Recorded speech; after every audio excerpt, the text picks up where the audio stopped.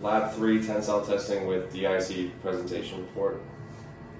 In this lab, we learned the basics of digital image correlation to determine the Poisson's ratio for a series of material samples. Using the camera provided to our group, we conducted stress and strain tests on the material samples and were able to analyze the footage to determine the Poisson's ratio. Poisson's ratio will be able to tell us the characteristics of the materials. For the equipment we used in the materials, tensile load machine, tracking camera, GOM snap and correlate, and the dog bone samples of plastic, copper, and aluminum.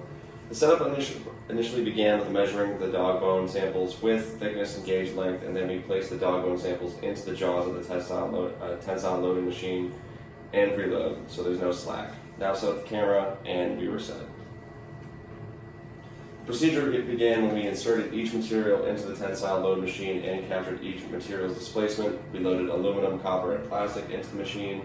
Analysis of the footage began and allowed our group to be able to see the A-plot of the transverse and lateral strain, Poisson's ratio, and the literature value for each sample.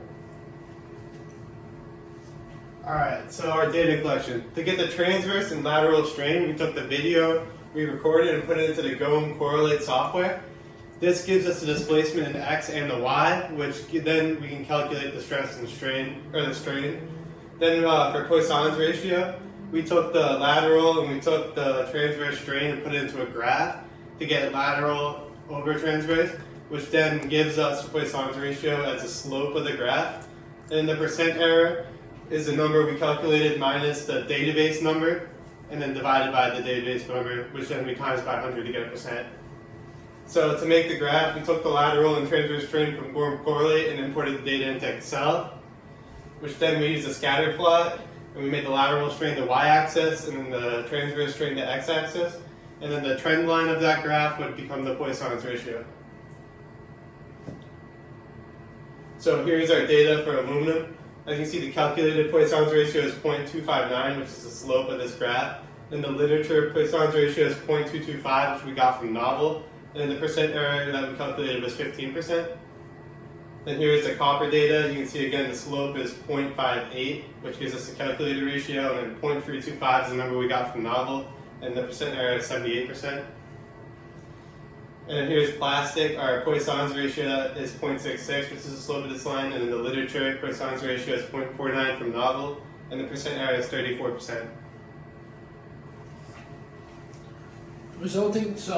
This results analysis. The resulting data points are quite scattered through the software, picking up at different points during the video, which kind of glitched out a little during the times. And then the slope of a trend I noticed was the slope of the trend lines of the metals is more than the polymer, due to the Poisson's ratio being higher in the polymer than the metals. So the metals are less elastic and ductile compared to the polymer.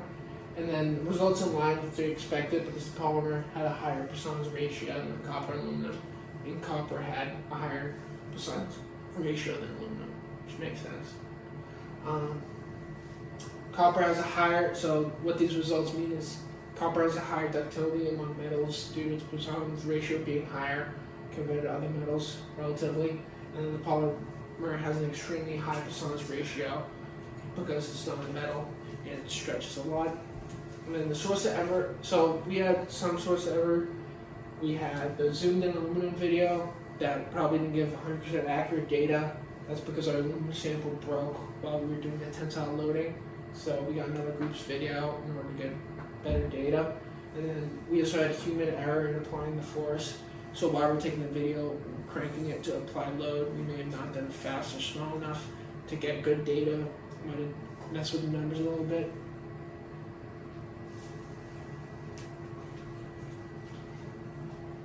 Alright, to conclude and summarize the experiment, copper has a ductility to it, Poisson's ratio is higher in polymers, and our aluminum failed due to snapping, and the biggest player in this was human error, and that played a lot into how our data looked. Due to how we sped up or slowed down during the testing of the stress and strain, the original hypothesis stated that we would be able to learn the characteristics using Poisson's ratio. The experiment helped support the validity of that hypothesis. And the outcome of the experiment being successful is a lot of weight in how it's used in the world. Without Poisson's ratio, the selection of materials would be significantly tougher due to the inability to measure or identify its characteristics. The biggest improvement that our group can suggest for further labs is the placement of the cameras. The camera being placed on the same size as the crank caused problems in the capturing process and led to more human error than expected. An area that could use further exploration for, would be which variable you would take for the data. And here's our references.